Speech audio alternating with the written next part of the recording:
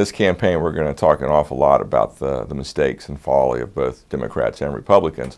But on this particular topic, at this particular time, we have to give 100% blame to the Republicans of the 1980s. In fact, I remember those debates. I was a college student at the time, but I can remember it like it was yesterday.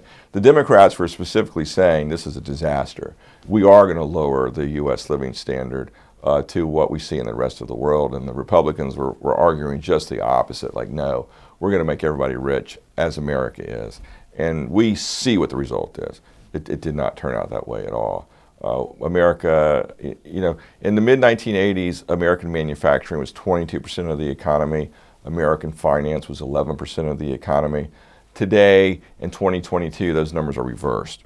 Manufacturing in the U.S., which is mostly very high-end stuff, like airplanes, ships, military stuff, that is 11% of the U.S. economy, where finance has become 22% of the U.S. economy. So they've actually flipped in this time period. And finance is not so far from Las Vegas and gambling in today's world. So we got to reform that area.